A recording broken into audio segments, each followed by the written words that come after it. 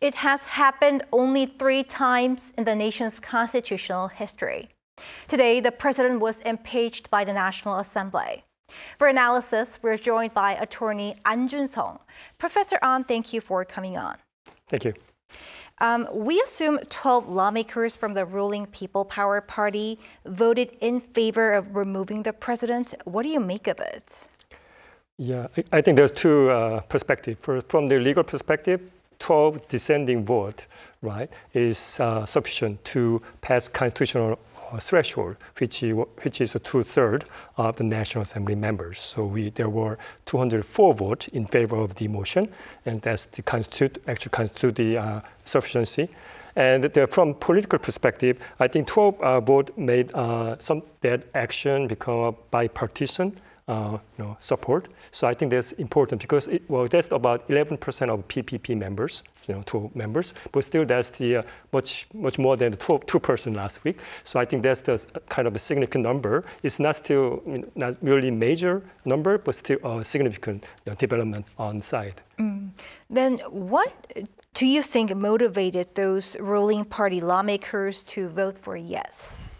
Well, I guess growing number of PPP members become suspicious about what really happened on December 3rd. So I think a number of PPP members thinking about perhaps someone is lying, basically. And we have, since the last week, we have investigation and we have testimonies, evidence came out, and which kind of support the situation is something inconsistent with what the President Yoon said on the TV. So I think that's the one. And other thing is that they think about the future, what happened after impeachment process over. So I guess they're thinking about the future planning about what to do if the impeachment passed. I guess it's better to prepare early than sorry, right? So I think they want to be well prepared for whatever happens in the future. So if it's a prevailing wind is changing, I guess they will try to, hop on the prevailing wind. I guess that's what's happening right now.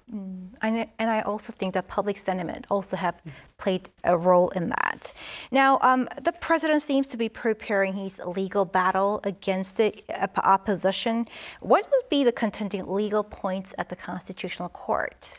That's a very interesting question. I read the text about the motion made by the National Assembly. Basically, there's only one legal issue, insurrection charge. It's very interesting because previously, I guess there are many cases, and I think they put some other issues about how he, returned the bill to the National Assembly, a lot of minor things, basically don't more the measures approach. But now I think they really focus on single issue, insurrection charge. In a way, they intentionally speed up the process so that they minimize, the judiciary burden on the judicial side and the justice so that they can speed up the process intentionally. Right? Also, I think that the interesting about their argument, right? I think the President Yoon is thinking about his action was basically saying that was justified to do so under the circumstance, whatever he's thinking he has. It is basically thinking that their argument, and it sounds like it's more like a political question doctrine. Basically means that there are certain questions supposed not to be answered or reviewed by the court, judiciary power, because it's by nature, it's not really judicial legal issue. I think that's basically what he's saying, but I think, in a way, I think it's kind of a delaying tactic. For me, it's not really a strong argument saying that if you making in the litigation situation, whatever criminal or civil litigation, even the constitutional court, if you're saying that, hey, court, you don't have a jurisdiction, right? I don't think they like to hear whatever they say because they have a jurisdiction to hear the case. But there's very strong. I think it's a very weak argument, to make at this moment. Then it's hard to predict, but how likely is the Constitutional Court uphold the motion, the impeachment motion? It's very interesting. Depends on the question who's you ask, right? I think as President Yoon might thinking that it's a 50-50 chance because if we see the previous cases, there were 2 impeachment cases in the history of Korean, modern Korean history. President Roh Moo-hyun and then Park Geun-hye, right? And Roh Moo-hyun case was dismissed, right? Basically it's rejected. And then the Park Geun-hye case was upheld, right? So I guess looking at 50-50 chance. But however, in my opinion, I think it's very highly likely the Constitutional Court will uphold the motion because that unlike the 2 previous cases, this time is about whether he committed a crime, actually. Not only the it's not about the inaction, something negligent act made by like a Park Geun-hye. When it happened was that inaction was the problem at the time of the Sehol ferry the accident, right? So what happened was a missing 7-hour issue. But now we have talking about on the December 3rd whether he crossed the line, whether unconstitutional or illegal act, anything happens. I think that's actually it's very clear because there's so much new evidence coming out and new testimony coming out every day. I think I'm expecting that maybe between shorter than 3 months to decide what happens, I think. Professor, let's talk about politics. Internal conflict within the ruling People Power Party has widened leading up to this voting, particularly between the Pro-Han and Pro-Yoon factions. What could become of the party? Well, I guess that the time to maybe it's time to break up, I guess, for them, because I don't think they can get together because they now know. It's at the beginning I thought it's about the voting about impeachment, whether we are impeached President Yoon, but at the end I realized that maybe in reality it's about it's a non-confident vote against the chairman Han, basically, because that look at it, we have 12 votes apparently from the PPP. That was even less than the number, lesser number than who vote against the declaration of the martial law, right? So I think that's from the chairman Han perspective is kind of a big failure for him, political failure, I guess. So it's time for them. And then the problem is that if they split and where the Pro-Han people goes, right? Should they create a party? But if they want to be independent party, a new party, they need to get at least 12 lawmakers. But apparently, I think the maximum number they got is about 18 who vote against the martial law decree. So that's because why important under the National Assembly Act, and you have a minimum, you need 20 lawmakers to form a negotiation body. So it means they're recognized as the really significant political player in the National Assembly. So as of today, there's only 2 negotiation bodies at the National Assembly, PPP and DP. So they need to be a third-party player, the big player. So that's the one I think they have to think about it. I'm sure the Pro-Han side try to get more people on their side, and then and Pro-Yoon side try not to lose any of them from at this moment. I think kind of a hassling, right? We'll have to see how it all plays out. And aside from today's decision to oust the president from office, a series of investigations into the martial law incident are taking place. What's the outlook there?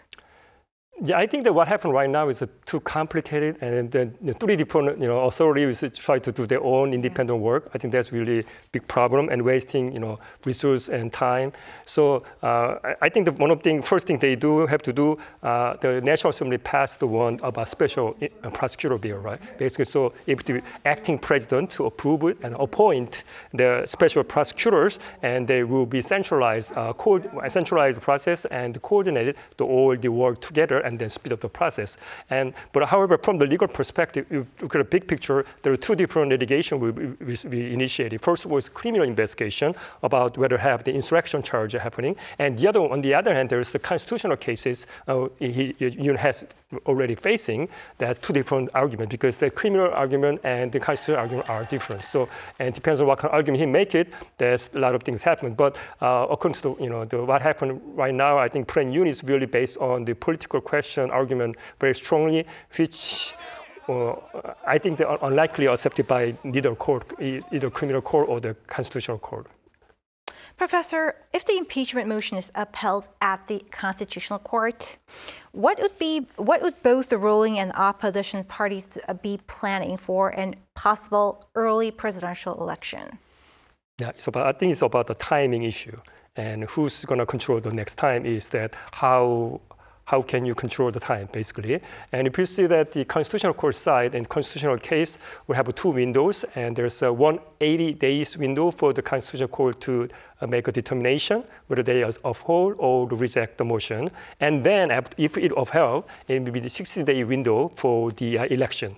So that's it. And however, in the Nomuyon case, they only took 2 months, and the Park Geun-hye case only 3 months. So let's get an average of about 2.5 months. That's about the maximum 3 months, and then that's the one maybe not good for the the DP, because the DP under the Korean election law, if you have a charge for the investigated or litigated for the election crimes, what happened was you need to get 3 months window for the second trial and 3 months for the Supreme Court determination. So they got Lee Jae-myung only had a 6 months timeline, or maximum 6 months to.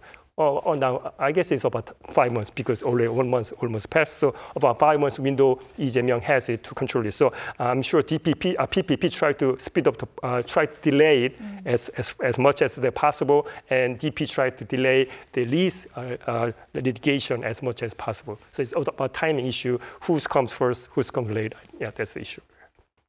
Attorney An Junseong, thank you for your insights. Appreciate it.